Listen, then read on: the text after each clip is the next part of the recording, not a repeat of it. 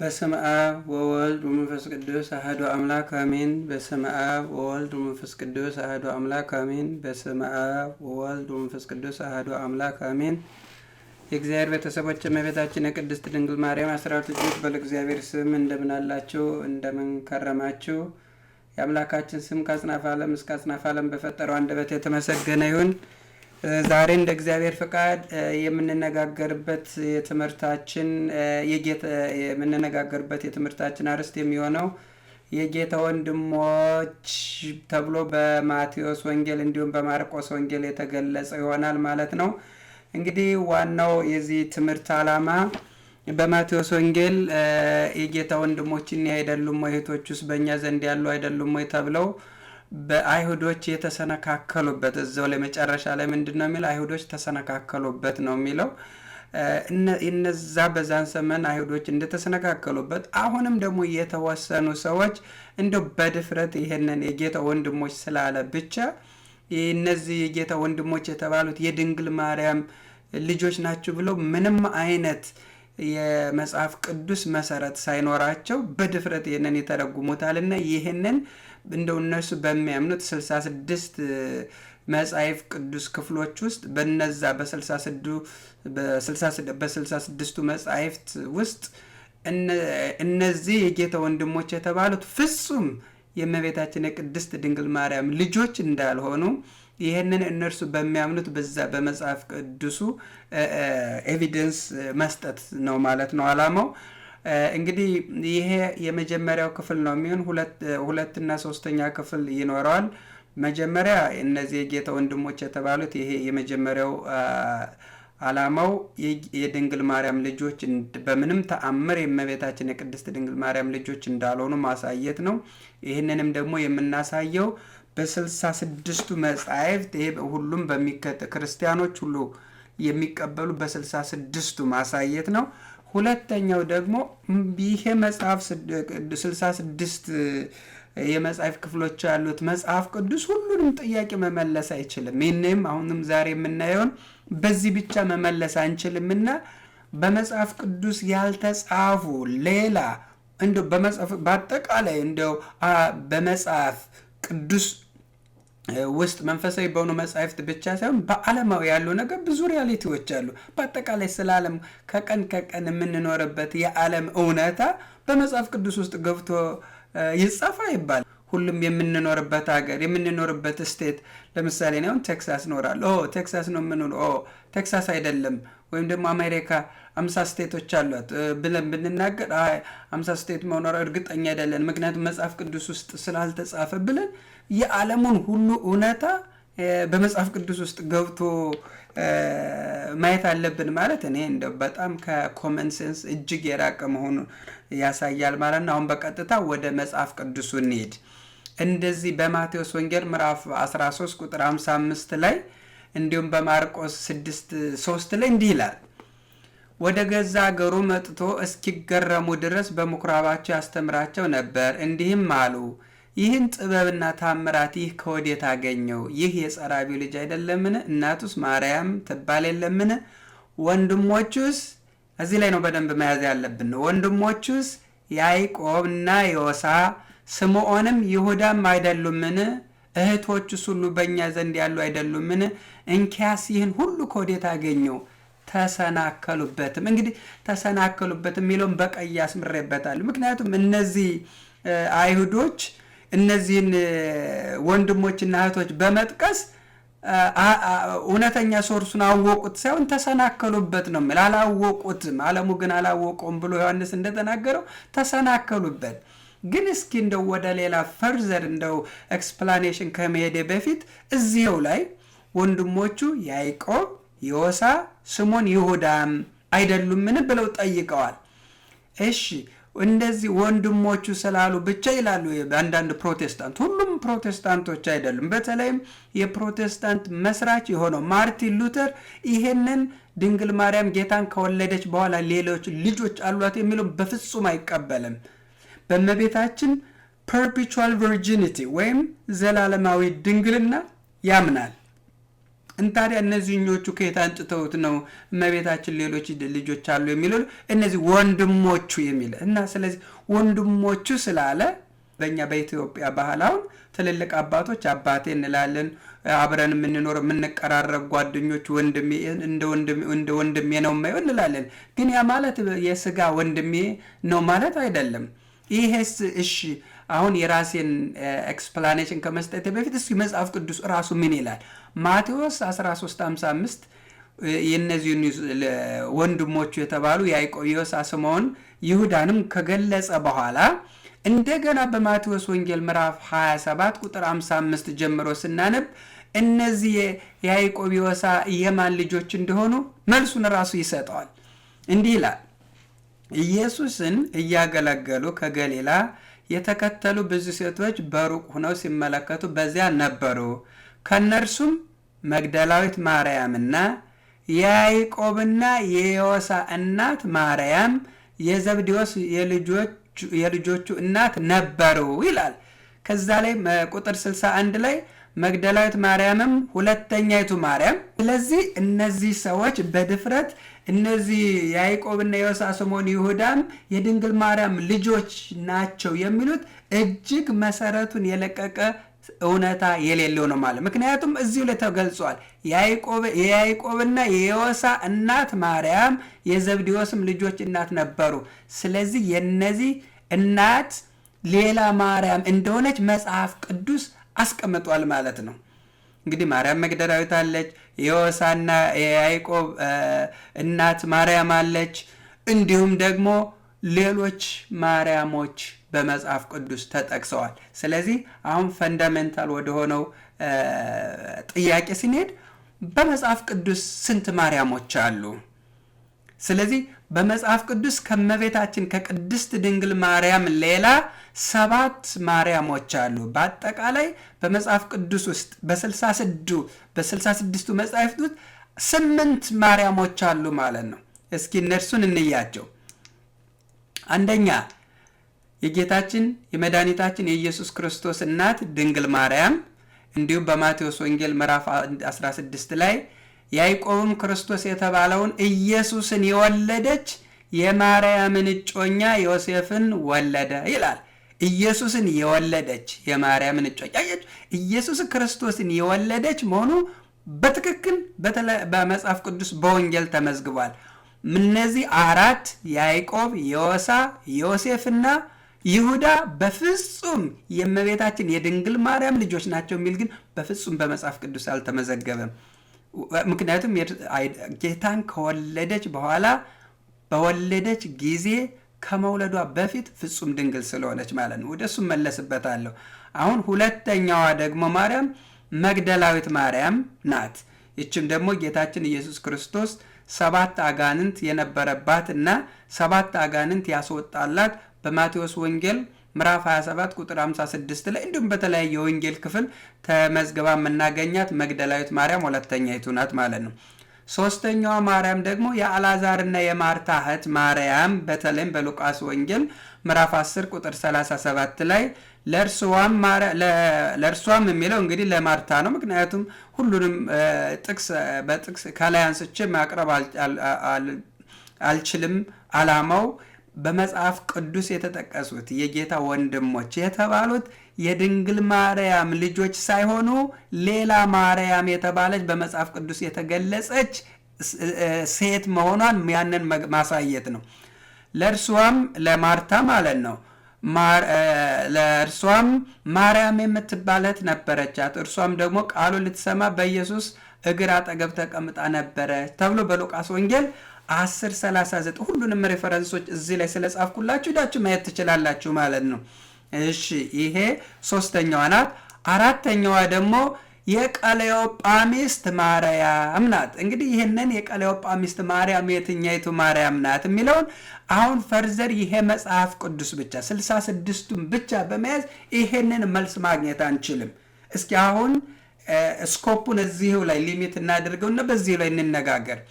ነገር ግን በኢየሱስ መስቀል አጠገብ እናቱ የእናቱም እህት የቀለዮጳ ሚስት ማርያም መግደላዊት ማርያምም ቆመው ነበር ይላል ዮሐንስ 19:25። እንግዲህ እዚህ ላይ የምናየው የኢየሱስ ክርስቶስ እናት የእናቱ እህት ማለት የእመቤታችን የቅድስት ድንግል ማርያም እህት፣ እሷም ስሟ ማን ይባላል? የቀለዮጳ ሚስት ማርያም እንዲሁም መግደላዊት ማርያም ቆመው ነበር ይላል። ስለዚህ አሁን የእናቱም እህት ስላለ አሁንም በዚህ ትርጉም ሊትራሊ ሄደን የእመቤታችን እህት ሌላ ማርያም አለች ቢባል በፍጹም አያስኬድም። ምክንያቱም በአይሁድ ስርዓትና ልማድ ሁለት እህቶች ድንግል ማርያምና የእርሷ እህት የሆነች የስጋ እህት የሆነች ደግሞ ማርያም ተብለው ሁለቱም ሊጠሩ አይችሉም። ስለዚህ የእናቱም እህት የተባለችው በውኑ የስጋ እህት ናት ወይ? ይህንን መመለስ ነው። ስለዚህ መጽሐፍ ቅዱስ እናት፣ አባት፣ እህት፣ ወንድም የሚለው ባዮሎጂካል ፋዘርስ፣ ማዘርስ፣ ሲስተር ኤንድ ብራዘር ሳይሆን በተለያየ ባንድ ላይ የሚኖሩ የስጋ ዝምድና ያላቸው ወይም ከዝንስ ብለን የምንጠራቸው ክርስቲያኖች ባንድ ላይ የሚኖሩ ሁሉ ወንድም፣ እህት፣ እናት፣ አባት እያልተባሉ እንደተጠሩ መጽሐፍ ቅዱስ ያሳያል ማለት ነው። እሺ ሌሎችንም ልጨርስ። አምስተኛው ወንጌላዊ የማርቆስ እናት ማርያም ናት። ይኸውም በሐዋርያት ሥራ ምዕራፍ 12 ላይ ባስተዋለም ጊዜ እጅግ ሰዎች ተከማችተው ይጸልዩበት ወደ ነበረው ማርቆስ ወደ ተባለው ወደ ዮሐንስ እናት ወደ ማርያም ቤት መጣ ይላል። ይሄ የማርቆስ የወንጌላዊ ማርቆስ እናት ማርያም በሐዋርያት ሥራ 12 ላይ እንዲሁም ደግሞ በየሮም ቤተክርስቲያን ዋና አገልጋይ ሆና ብዙ ትራዳና በአገልግሎቷም ጠንካራ የሆነች ማርያም የምትባል ሴት እንደነበረች ሐዋርያው ቅዱስ ጳውሎስ በሮሜ መልእክቱ ምዕራፍ 16 ቁጥር 6 ላይ ስለእናንተ ብዙ ለደከመች ለማርያም ሰላምታ አቅርቦልኝ ብሎ የጠቀሳት ናት። ሰባተኛው የሙሴና የአሮን እህት ማርያም ይኸውም በዘጸአት 15:21 ላይ በክብር ከፍ ከፍ ብለዋልና ለእግዚአብሔር ዘምሩ፣ ፈረሱንና ፈረሰኛውን በባህር ጣለ እያለች እግዚአብሔርን በከበሮ ያመሰገነች ማርያም ናት። የመጨረሻዋ ስምንተኛዋ የእዝራ ልጅ ማርያም የምትባል በአንደኛ ዜና መዋዕል ምዕራፍ 4 ቁጥር 17 ላይ የተገለጸችው ናት ማለት ነው።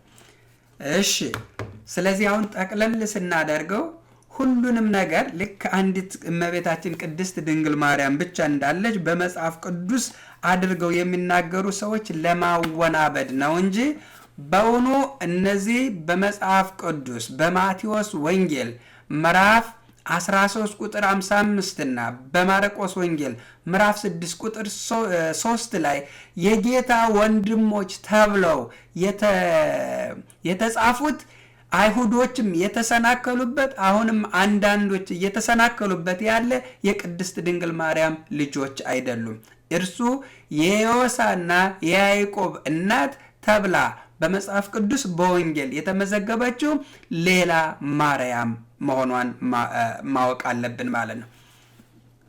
እሺ ይህን ካል አሁን እመቤታችን ቅድስት ድንግል ማርያም ከጌታችን ከኢየሱስ ክርስቶስ በቀር ሌላ ልጆች እንደሌሏት እንደ አሏት የሚል ግን ማንኛውም ሰው በመጽሐፍ ቅዱስ ማሳየት አይችልም። ምክንያቱም የጌታ ወንድሞች፣ የጌታ አባት፣ የዳዊት ልጅ፣ የዮሴፍ ልጅ እየተባለ ቢባል የዳዊት ልጅ ቢባል በስጋ ዳዊት ይወልደዋል ማለት አይደለም። የዮሴፍ ልጅ ቢባልም በስጋ ይወልደዋል ማለት አይደለም።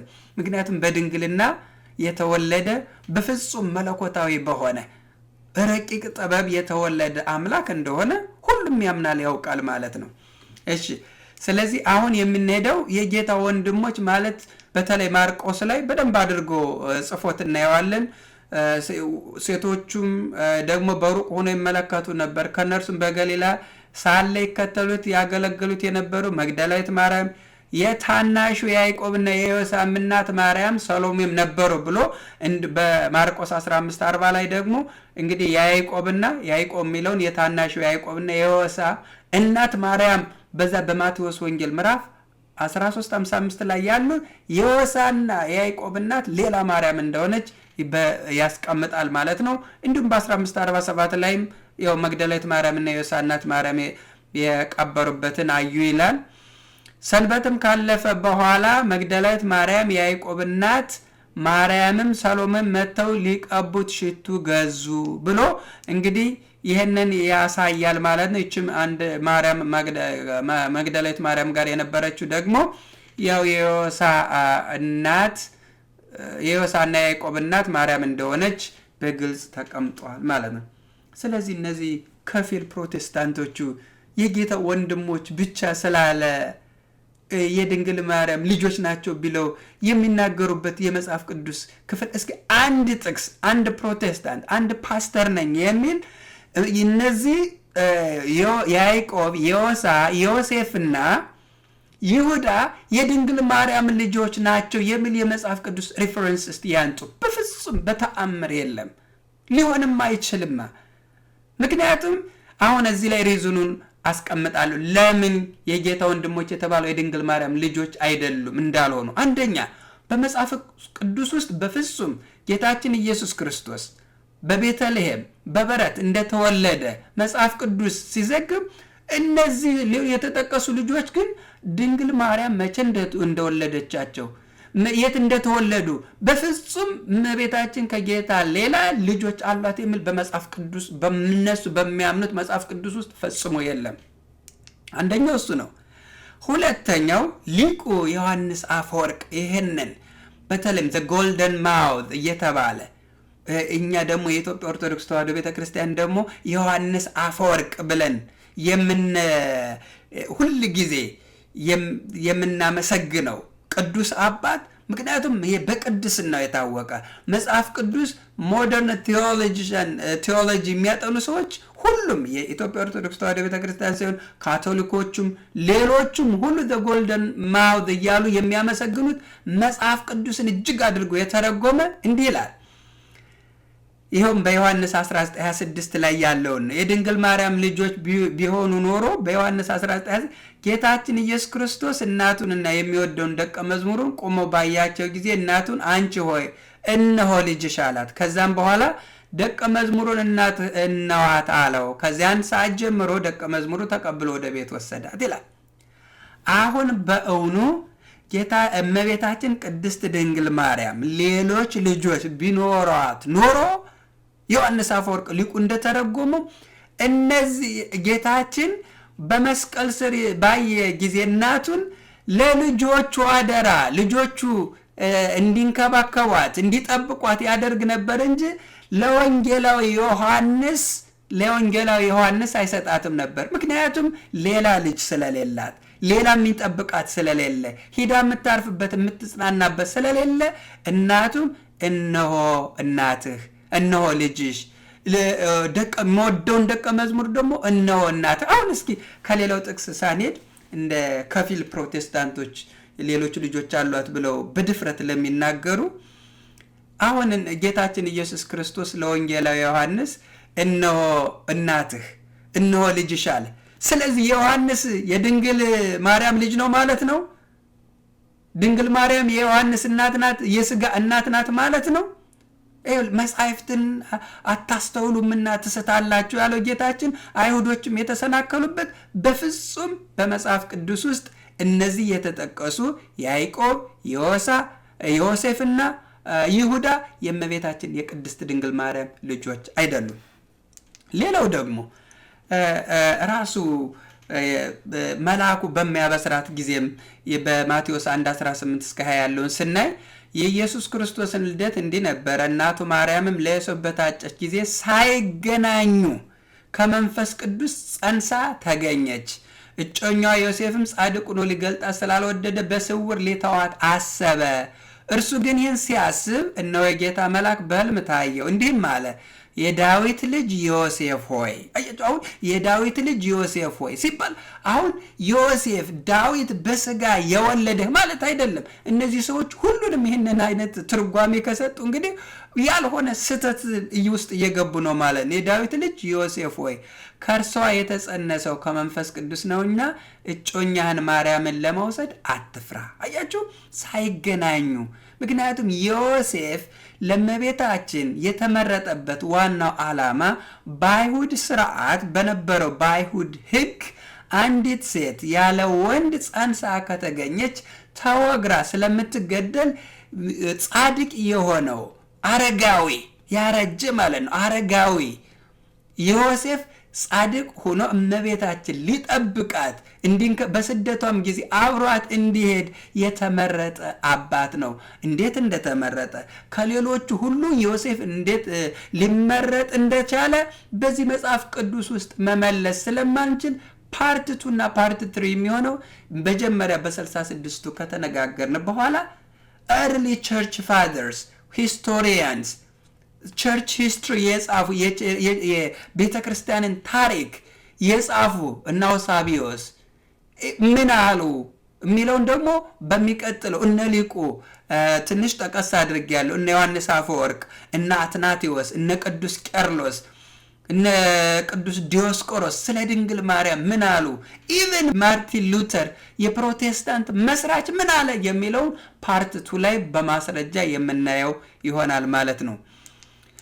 ሌላውም እንዲሁም በሉቃስ ወንጌል 1:26 ላይ እንዲህ ይላል፣ በስድስተኛ ወር መልአኩ ገብርኤል ናዝሬት ወደምትባል ወደ ገሊላ ከተማ ከዳዊት ወገን ለሆነ ዮሴፍ ለሚባል ሰው ወደ ታጨች ወደ አንዲት ድንግል ከእግዚአብሔር ዘንድ ተላከ። የድንግሊቱም ስም ማርያም ነበረ። መልአኩም ወደ እርሷ ገብቶ ደስ ይበልሽ፣ ጸጋን የተመላሽ ሆይ ጌታ ካንቺ ጋር ነው፣ አንቺ ከሴቶች መካከል የተባረክሽ ነሽ አላት። እነሆም ትጸንሻለሽ፣ ወንድ ልጅም ትወልጃለሽ፣ ስሙንም ኢየሱስ ትይዋለሽ አላት።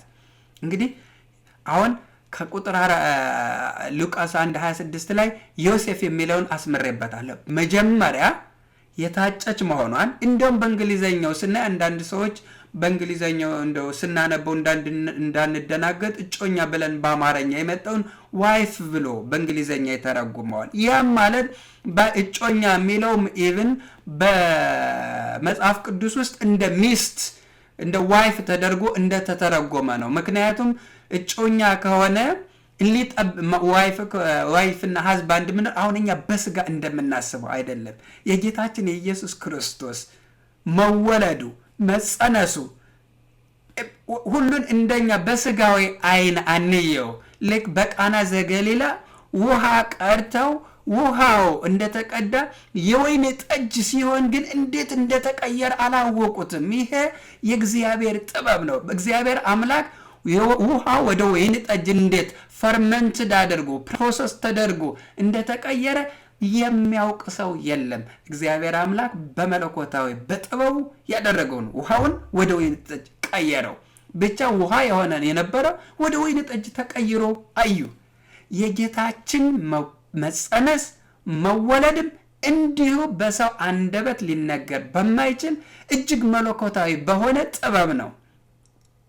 ስለዚህ ለዮሴፍ ታጭታለች እመቤታችን። መልአኩ መጣ፣ ጸጋን የተመላሽ እንግዲህ በዛን ሰዓት እንኳን ጸጋን የተመላ እነ ኢሳይያስ በእሳት ሰረገላ ላይ የሚሄዱ እነ ኢሳይያስ ሰማይን እስከመለጎም ድረስ እስከማሰር ድረስ ስልጣን የነበራቸው እነ ኢሳይያስ ጽድቃችን የመርገም ጨርቅ ሆነ ነበር ያሉ። ድንግል ማርያም ግን መልአክ መጥቶ ያነጋገራት ያበሰራት እግዚአብሔር ከእርሷ ጋር መሆኗን የተለየች የተባረከች ብጽት መሆኗን መልአክ የሰው ልጅ አንደበት ብቻ ሳይሆን የኤልሳቤጥ አንደበት በማህፀን ያለው የዮሐንስ ምስጋና በደስታ መዝለል መስገድ ሳይሆን መልአኩም ቅዱስ ገብርኤል በሰማይም በምድርም ያሉ ፍጥረታት ስለእመቤታችን የመሰከሩ ነው ማለት ነው። ከሴት የተባረክሽ ነች። የተባረከች ለምንድን ነው? ከሴቶች ሁሉ የተባረከ የተለየች ሆነች። አንደኛ ሌሎቹ ቢወልዱ ጻድቃንን፣ ሰማዕታትን፣ ቅዱሳንን፣ ደጋጎችን ነው። ድንግል ማርያም ግን ዓለምን በእጁ የያዘ ዓለምን የፈጠረ ዓለምን የሚገዛ የአምላክ እናት ስለሆነች ልዩ ናት። እሺ አሁን እዚህ ላይ ትወልጃለሽ፣ ትጸንሻለሽ፣ ወንድ ልጅም ትወልጃለሽ ብሎ መልአኩ ነገራት። ድንግል ማርያም ምን አለች? ማርያምም መልአኩን ወንድ ስለማላውቅ ይህ እንዴት ይሆናል አለችው። አያችሁ፣ ወንድ ስለማላውቅ ግን እኮ እዚህ ላይ መጀመሪያ ላይ የጠቀስኩት በዮሴፍ ቤት ነው ያለችው። ለዮሴፍ ታጭታለች። በእንግሊዘኛው እንደተጻፈ ደግሞ የዮሴፍ ዋይፍ ተብሎ እዛ ላይ እንደተጻፈ ሆናለች። ይሄ ግን በእኛ በስጋዊ በምናስበው ሳይሆን አረጋዊ ዮሴፍ፣ ጻድቁ ዮሴፍ እመቤታችን ቅድስት ድንግል ማርያምን ሊጠብቅ፣ ሊያገለግል፣ ሊንከባከባት አደራ የተሰጠው ነው። በኋላ ልክ ጌታችን ኢየሱስ ክርስቶስ ለዮሐንስ አደራ እንደሰጠ። ለዛም ነው እመቤታችን ወንድ ስለማላውቅ እንዴት ይሆናል ያለችው። አሁን እንዲህ እያለ ብንቀጥል ብዙ ነገር መናገር እንችላለን። ግን እስኪ አለፍ ልበልና እንዲሁም ደግሞ ከዚህ በፍጹም የእመቤታችን ፍጹም ድንግልና ወይም perpetual virginity, always virgin, before, during and after the birth of Christ ብለው እነ ማርቲን ሉተር የመሰከሩት ድንግል ማርያም ከመውለዷ በፊት፣ በወለደች ጊዜ፣ ከወለደች በኋላ ፍጹም ድንግል ናት። ኢሳይያስም እንዲህ ነው፣ ስለዚህም ጌታ ራሱ ምልክት ይሰጣቸዋል፣ እነሆ ድንግል ትጸንሳለች፣ ወንድ ልጅም ትወልዳለች፣ ስሙንም አማኑኤል ብላ ትጠራዋለች። ድንግል ትጸንሳለች፣ ወንድ ልጅም ትወልዳለች፣ ስሙንም አማኑኤል ብላ ትጠራዋለች። ኢሳይያስ 7:14 ላይ። ሌላው ደግሞ ወደ ምስራቅ በሕዝቅኤል ምዕራፍ 44 ወደ ምስራቅ ወደሚመለከተው በስተውጭ ወዳለው ወደ መቅደሱ በር አመጣኝ፣ ተዘግቶም ነበር። እግዚአብሔርም ይህ በር ተዘግቶ ይኖራል እንጂ አይከፈትም፣ ሰውም አይገባበትም፣ የእስራኤል አምላክ እግዚአብሔር ገብቶበታልና ተዘግቶ ይኖራል ይላል። አሁን ይሄን የኢትዮጵያ ኦርቶዶክስ ተዋሕዶ ቤተክርስቲያን እንዲሁም ካቶሊኮችም ይሄ ለእመቤታችን ለቅድስት ድንግል ማርያም እንደሆነ እናምናለን፣ እንናገራለን። ምክንያቱም በኦሪት የተነገሩት ትንቢቶች ለሐዲስ ኪዳን ለሚመጣው ፍጻሜ የተነገሩት ትንቢቶች ናቸው። አሁን እንደ ዝም ብለን በስጋዊ እስኪ ስለ እመቤታችን አይደለም የተነገረው ብለን እንደ ዝም ብለን ብንይዘው ወደ ምስራቅ ወደሚመለከተው በስተውጭ ወዳለው መቅደስ በር አመጣኝ ይላል። ተዘግቶም ነበር። እንግዲህ ያ መቅደስ ተዘግቶ ነበር። እግዚአብሔር ይህ በር ተዘግቶ ይኖራል እንጂ አይከፈትም፣ ሰውም አይገባበትም። እንግዲህ የእስራኤል አምላክ እግዚአብሔር ገብቶበታልና ተዘግቶ ይኖራል። በአሁንም ባለው እንግዲህ ይሄ ለዘላለም የተነገረ ነው። በቤተ ክርስቲያን ታሪክ፣ በአይሁዶችም ታሪክ አሁንም ማንም ሰው ሪፈር በሚያደርገው ተዘግቶ የነበረ እስከ ዘላለም ድረስ ተዘግቶ ያለ ቤተ መቅደስ የለም። ስለዚህ ጌታችን ኢየሱስ ክርስቶስ በብዙ ምሳሌ ገበሬዎቹን ሲያስተምር በዘር እያደረገው በዚህ በማቴዎስ 13 ላይ የተጻፈው ግማሹ በመንገድ አረፈ፣ ግማሹ በቁጥቋጦ፣ ግማሹ በመልካም አፈር ላይ አረፈ እያለ በምሳሌ ሲነግራቸው እንደነበረ እንዲሁም ደግሞ ላይክ ሙሴ እባቡን ሰቅሎ እስራኤላውያኖች ሁሉ ያንን እባብ እያዩ የሚድኑበት ለጌታችን ለኢየሱስ ክርስቶስ መስቀል የዛ ምሳሌነቱ ለዚህ እንደሆነ ይሄ ደግሞ ተዘግቶ ይኖራል እንጂ አይከፈትም የተባለው ስለ እመቤታችን ቅድስት ድንግል ማርያም ፍጹም ድንግልና የተነገረው። ምክንያቱም እግዚአብሔር አምላክ ታላቅ ልዑል አምላክ ያከበረውን የቀደሰውን ማህፀን ማንም ሰው ሊገባበት አይችልም።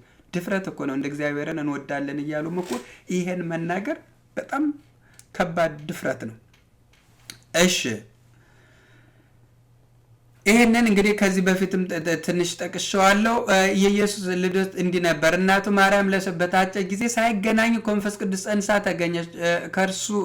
ከእርሷ የተጸነሰው ከመንፈስ ቅዱስ ነውና እጮኛን ማርያምን ለመውሰድ አትፍራ ተብሎ የተጠቀሰው እንግዲህ ሳይገናኙ በመንፈስ ቅዱስ የሆነ መሆኑን እናያለን ማለት ነው።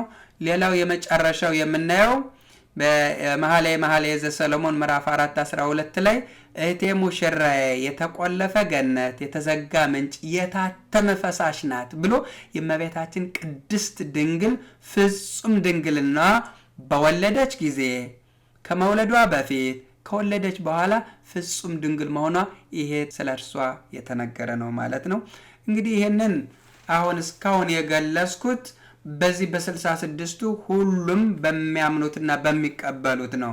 በሚቀጥለው እመቤታችን ቅድስት ድንግል ማርያም እንግዲህ ብዙዎቹ የቤተ ክርስቲያን ቸርች ፋዘርስ በጣም ታዋቂ እጅግ ታዋቂ ስለ እምነታቸው ራሳቸውን አሳልፈው የሰጡ ብዙ መናፍቃንን አፋቸውን ያዘጉ እነ ቅዱስ አትናቴዎስ፣ እነ ቅዱስ ቄርሎስ፣ እነ ዮሐንስ አፈወርቅ የተናገሩትንና ሌሎቹም ደግሞ የኢቨን የፕሮቴስታንት መስራች የሆኑት እነ ማርቲን ሉተር ድንግል ማርያም ፍጹም ድንግል እንደሆነች በወለደች ጊዜ ከመውለዷ በፊት ከወለደች በኋላ ፍጹም ድንግል እንደሆነች ሌላም ልጅ እንደሌላት ተናግረዋል ማለት ነው።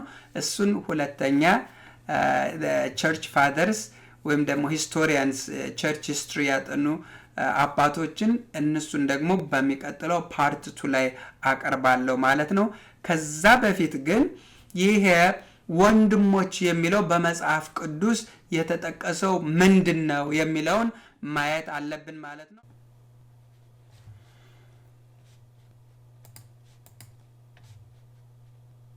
እሺ ከዚህ በመቀጠል ደግሞ በመጽሐፍ ቅዱስ ወንድሞች ማለት እንግዲህ ብራዘር ተብለው ብዙ ቴክኖሎጂም ሁሉም ነገር ስላለ ጉግል ትራንስሌተር ይደራም ብራዘር የሚለውን በእንግሊዘኛ ወደ ግሪክ ምንድነው ብንል አዴልፋስ የሚለውን እናያለን ማለት ነው። እዛ ላይ ጉግል ትራንስሌተር የሚሰጠው ይሄንን አይደለም። ብዙ ግን እንዳነበብኩት ግን ይሄ በግሪኩ ወንድሞች የሚለው ስፔል ተደርጎ ያየውት እንደዚህ ነው ማለት ነው። ስለዚህ ወንድሞች ማለት ምንድነው የሚለውን ወደዛ ፎከስ እናደርጋለን። በዘፍጥረት 13:8 ላይ አብርሃምም ሎጥን አለው እኛ ወንድማማች ነንና በእኔና በአንተ በረኞች መካከል ጠብ እንዳይሆን እለምንሃለሁ አለ። እንግዲህ እስኪ አብርሃም ሎጥን እኛ ወንድማማች ነን ያለው እስቲ ባዮሎጂካል ብራዘርስ ናቸው ወይ? አብርሃምና ሎጥ እውነት የስጋ ወንድማማቾች ናቸው ወይ? እንየው በመጽሐፍ ቅዱስ። ይኸውም ዘፍጥረት 11:27 ላይ ተጽፎ እንደምናየው የታራ የዘር ሐረግ በተገለጸበት እንዲህ ይላል። ታራ አብርሃምን ወለደ፣ ናኮርን፣ ሃራንን። ስለዚህ የታራ ልጆች አብርሃም፣ ናኮርና ሃራን ናቸው። ሃራን ደግሞ ማንን ወለደ? ሎጥን ወለደ ማለት ነው። ስለዚህ ሎጥና አብርሃም ዝምድናቸው ምንድነው? ይሄንን ነው የምናይ። ሎጥና አብርሃም ያንድ አባት እና ከአባትና ከእናት የተወለዱ ወንድማማቾች ናቸው ወይስ ባዮሎጂካል ብራዘርስ ናቸው ወይ የሚለውን ስናይ አይደሉም። በመጽሐፍ ቅዱስ ወንድሞች ተብሎ የተጻፉት በስጋ ከአባትና ከእናት የተወለዱ ብቻ አይደሉም። ይህም አንድ ማስረጃ ይሄ ነው። ስለዚህ አሁን ሎጥ የአብርሃም የወንድሙ ልጅ ነው፣ ወይም ደግሞ አብርሃም ለሎጥ አጎቱ ነው። ምክንያቱም የአብርሃም ወንድም ሃራን ሎጥን ወልዷል። ስለዚህ የሃራን ልጅ ሎጥ ለአብርሃም የወንድሙ ልጅ ነው። አብርሃም ደግሞ ለሎጥ አጎቱ ነው። ስለዚህ አጎትና ሎጥና አብርሃም ወንድማማች የተባሉት የስጋ ከአባትና ከእናት የተወለዱ ሳይሆን በቃ አሁን ዘመዶች ወይም ከዝንስ የምንለው ነው። ከዝንስ የምንለው አብርሃምና ሎጥ ከዝን ናቸው፣ ግን ወንድማማች ተብለው በመጽሐፍ ቅዱስ ተጠርተዋል ማለት ነው። ለዚህ ነው የጌታ ወንድሞች ተብለው የተገለጹት በዛ በማቴዎስ ወንጌል 13:55 እና በማርቆስ ወንጌል ምዕራፍ 6:3 የጌታችን የስጋ ወንድሞች አይደሉም። ምክንያቱም እመቤታችን የወለደችው ጌታችን መድኃኒታችን ኢየሱስ ክርስቶስን ብቻ ነው። እሺ ሌላው ደግሞ አሁንም ሌላ በዘጸአት 2:11 ላይ ስናይ እንዲህ ይላል። በዚያም ወራት እንዲሆነ ሙሴ ጎበዝ በሆነ ጊዜ ወደ ወንድሞቹ ወጣ፣ የሥራቸውንም መከራ ተመለከተ። የግብፅም ሰው የወንድሞቹን የዕብራውያንን ሰው ሲመታ አየ። ወዲህና ወዲያም ተመለከተ፣ ማንንም አላየም። ግብፃዊውን ገደለ፣ በአሸዋም ውስጥ ሸሸገው። እንግዲህ ሙሴ በአጠቃላይ ዕብራውያን ለሙሴ ወንድሞቹ ተብለው ተጠርተዋል። ግብፃውያኑም ዕብራውያንን ሲመታው ባየ ጊዜ ሙሴ ያንን ግብፃዊውን ገደለ። ምክንያቱም ወንድሙን ሲያሰቃይ አይቷልና። ስለዚህ ለሙሴ ወንድሞቹ ተብለው የተጠቀሱት ዕብራውያን በሙሉ የስጋ ወንድሞቹ ሳይሆን ከአንድ ሀገር የሆኑት ዕብራውያን ናቸው። ስለዚህ መጽሐፍ ቅዱስ ወንድሞች የሚለው የስጋን ወንድሞች ብቻ ሳይሆን እንደዚህ ዘመዶችን በአንድ ሀገር የሚኖሩ ሰዎችን ወንድሞች ተብለው እንደተጻፉ እናያለን ማለት ነው። እንዲሁም በሁለተኛ ሳሙኤል 9:11 ላይ ሲባም ንጉስን ጌታዬ ንጉሱ ባሪያውን እንዳዘዘ እንዲሁ ባሪያህ ያደርጋል አለው። ሜምፊቦስቴም ከንጉሱ ልጆች እንደ አንዱ ከዳዊት ገበታ ይበላ ነበር። ከንጉሱ ልጆች እንደ አንዱ ከዳዊት ገበታ ይበላ ነበር። ስለዚህ የንጉሱ ልጅ የንጉሱ ልጅ አይደለም።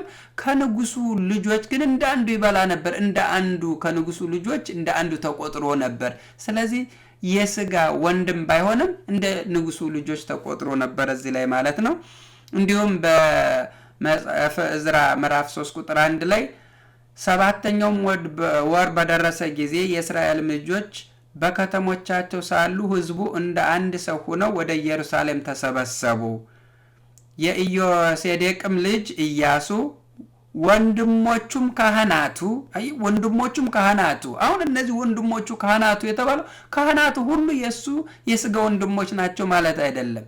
የሰላትያልም ልጅ ዘሩባቤል ወንድሞቹም ተነስቶ በእግዚአብሔር ሰው በሙሴ ሕግ እንደተጻፈ የሚቃጠለውን መስዋዕት ያቀርቡበት ዘንድ የእስራኤልን አምላክ መሰዊያ ሰሩ። አሁን እነዚህ መሰዊያ የሰሩት ሁሉ በአጠቃላይ ወንድሞች ባንድ ላይ ሆነው የሰሩ ያገለገሉ ሁሉ ወንድማማቾች ተብለው እንደተጠሩ እዚህ ላይ እናያለን ማለት ነው። እንግዲህ በአጠቃላይ በጣም በርካታ የሆነ ጥቅሶች መጽሐፍ ቅዱስ ላይ ማውጣት እንችላለን። ነገር ግን ካሁን በኋላ ሁለት ጥቅሶችን ጠቅስና በቃ ወንድሞች ማለት በመጽሐፍ ቅዱስ ውስጥ የስጋ ወንድሞች ብቻ ሳይሆኑ የስጋ ዝምድና ያላቸው በአንድ ሀገር የሚኖሩ በአንድ ላይ የሚሰሩ ሁሉ ወንድሞች ተብለው እንደተጠሩ በመጽሐፍ ቅዱስ አይተናል ማለት ነው። ይሄ ደግሞ ዘዳግም 22:1 ላይ እንዲህ ይላል፣ የወንድምህ በሬ ወይም በግ ጠፍቶ ብታይ ቸል አትበል፣ ወደ ወንድምህ መልሰው። ወንድምህም በአቅራቢያ ባይሆን ወይም ባታውቀው ይዘህ ወደ ቤትህ ትገባለህ። ወንድምህ እስኪሻው ድረስ በአንተ ዘንድ ይቀመጣል፣ ለእርሱም ትመልሰዋለህ። እንግዲህ አሁን ይሄ የስጋ ወንድም ቢሆን ወንድምህም በአቅራቢያ ባይሆን ወይም ባታውቀው፣ የስጋ ወንድምህም ባታውቀው ተብሎ አይደለም የሚገለጸው። ስለዚህ ወንድም የተባለው የስጋ ወንድም ሳይሆን ሌሎቹ ሁሉ ወንድሞች ተብለው በመጽሐፍ ቅዱስ እንደተጻፉ እዚህ ላይ እናያለን ማለት ነው። በመጨረሻ ጌታችን ኢየሱስ ክርስቶስ ራሱ የተናገረውን እንደ መጨረሻ ጥቅስ ወስደዋለሁ ማለት ነው። ይህም በማቴዎስ 12:46 ላይ ገናም ለሕዝቡ ሲናገር ጌታችን እያስተማረ ባለበት ጊዜ እነሆ እናቱና ወንድሞቹ ሊነጋገሩት ፈልገው በውጭ ቆመው ነበር። አንዱም እነሆ እናትህና ወንድሞችህ ሊነጋገሩ ፈልገው በውጭ ቆመዋል አለው። እርሱ ግን ለነገረው መልሶ እናቴ ማን ናት? ወንድሞቼስ እነማን ናቸው? አለው። እጁንም ወደ ደቀ መዛሙርቱ ዘርግቶ እነሆ እናቴና ወንድሞቼ በሰማያት ያለውን የአባቴን ፈቃድ የሚያደርጉ ሁሉ እርሱ ወንድሜ እህቴም እናቴም ነውና አለ ይላል። እንግዲህ በሰማያት ያለውን የአባቴን ፈቃድ የሚያደርግ ሁሉ እርሱ ወንድሜ እህቴም እናቴም ነው አለ ይላል።